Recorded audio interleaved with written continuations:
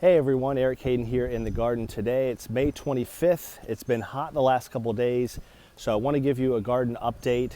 Some blooms that we showed you in the past couple weeks, like Folklore, Pope John Paul II, those are getting past peak. So I want to show you some new blooms. I know in the last couple garden tours, I showed you each bush, but some of these blooms weren't even out yet, but we had temperatures in the 90s yesterday. We're going to be well into the 90s the next couple days. So blooms that are kind of closed blow open really quick. So I'm going to show you Randy Scott, Hot Princess, and Marlin's Day, along with Let Freedom Ring and Zach Noble's today. Some of the better looking roses in the garden. Some of these blooms are the best that I've had all summer. It's amazing. Certain varieties do better in the heat. Others do better in the cool weather. Some of the ones that are kicking butt now are those ones that like hot weather, and that's why they're looking so good. So as far as the whites go, I know I've shown you Randy Scott here before, but usually it was the bush itself and showing you a lot of buds. But now it's all open blooms and looking really good. The only downside to this rose in my garden is, again, any thrips can cause some light discoloration, some brown streaks on the blooms.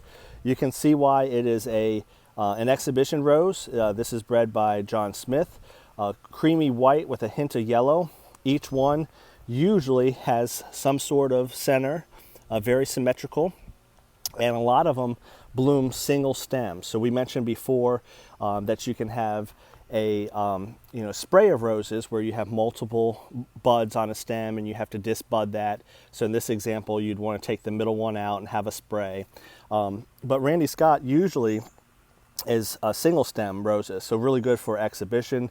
You can see really nice kind of a leather color to the leaves from the parentage of the rose. Really nice white with a little bit of yellow in the bloom. So that is Randy Scott. Veteran's Honor is past peak for the most part. I'm going to show you a couple blooms that are looking good, but you can again see even from a distance it looks good in the heat. This is a more recent bloom, holds up very well to the heat. We had some rain yesterday, about 0.2 of an inch. These blooms have not been covered. They haven't been trimmed, primmed, nothing. And it just looks outstanding. So Veteran's Honor is a beautiful red rose. Earlier in the form of the bloom, it will have good symmetry and a good center on them. So this is why it is a good exhibition rose. You can see that spiral to a point. So it makes a really good cut flower. And if I were to cut it and give it to a friend or neighbor like this, it can last upwards of a week or two in a vase. Really nice. It also blooms primarily single stem. So you want a long single stem red rose that lasts in the vase. Can't say it enough. Veteran's Honor, really good. And that is pretty easy to get in commercially available nurseries. This is Sunny Sundays. This is not a bloom that I've shown you too much recently because it was not open, but you can see a nice coloring to it. This was bred by John Smith as well, the person that hybridized Randy Scott that I just showed you. So really colorful rose. This is just over a year old, this bush in my garden, so it's not quite as big as some of the others, but that doesn't mean that's not a good growing rose. From what I can tell, it's really good. So Randy Scott, Veteran's Honor, Sunny Sundays, beautiful. You want to talk about beautiful, this is Hot Princess. This was not open yet for our rose tour the other day. This is a florist rose, so not the most disease resistant, but with a florist rose, you're going to traditionally get long stems, nice blooms that last in the vase. And just look at this. I'm going to just stay on this bloom for as long as I can. This is Hot Princess, vibrant pink with a nice spiral in the middle. This is, a top 5 or 10 exhibition rose, and you can see why. Really nice color to it and very nice form. So this is Hot Princess. That bloom is about the perfect stage of openness. You can see we have a lot more coming in the form of buds or blooms that are just not open yet. But with the heat that we've had, these will open up. It does turn into a nice open bloom as well. But I think the thing I like about Hot Princess the most, in addition to the color, is just that spiral nature from the top and then the side profile. Really looking nice in the garden.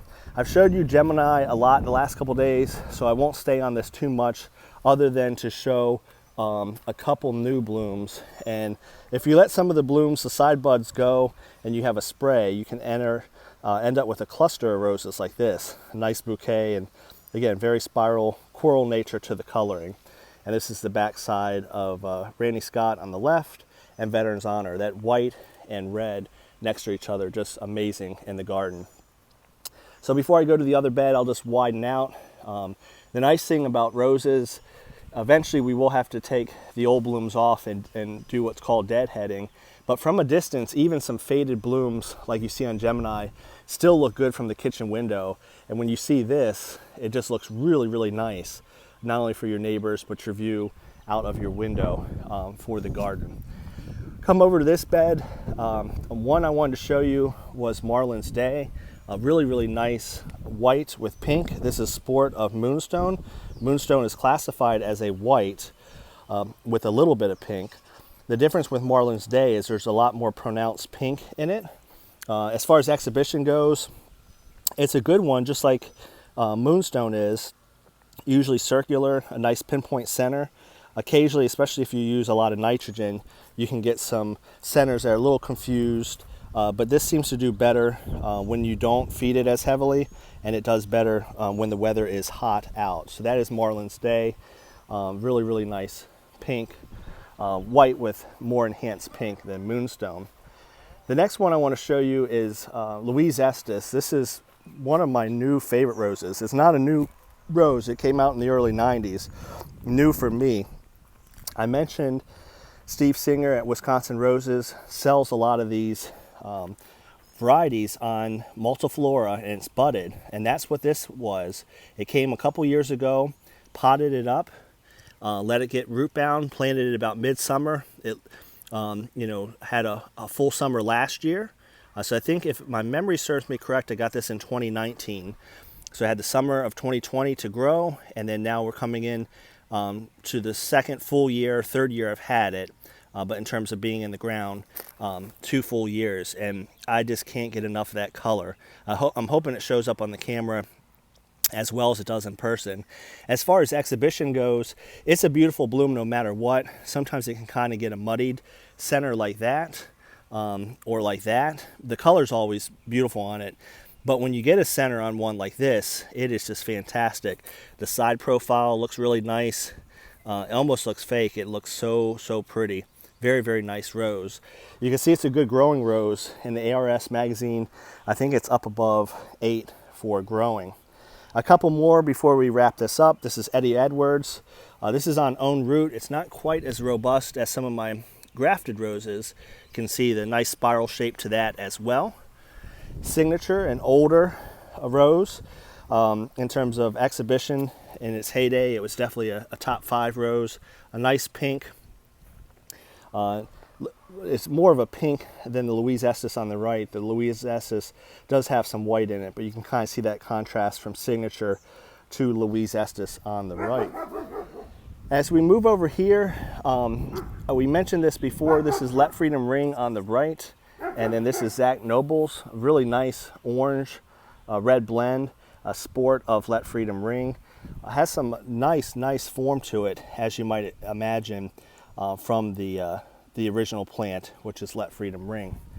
As we round this tour out, I want to show you another Louise Estes, just to show you it's a very good growing rose. So if this is something you're considering getting, you like pink white blends, here's one again with another decent center on it. Some of them are a little confused. If you're a rosarian for rose shows, you'd notice it, but most people think that's just as pretty as this bloom here.